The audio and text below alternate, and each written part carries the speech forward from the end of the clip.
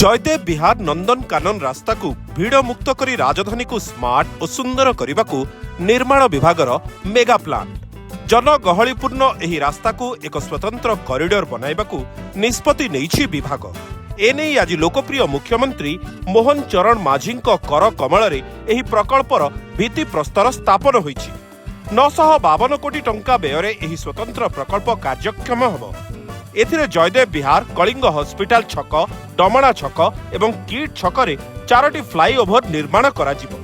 जयदेव विहार छकरे 4 लेन विशिष्ट cable stay bridge करबाकू योजना रहिछि।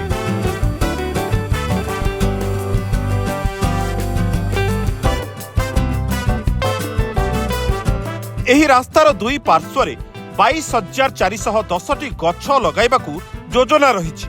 ट्विन सिटी भितरे एही रोड एक आधुनिक भित्ति भूमि भावे परिगणित हेबा सह राजधानी भुवनेश्वर को एक नुआ परिचय प्रदान करिबो।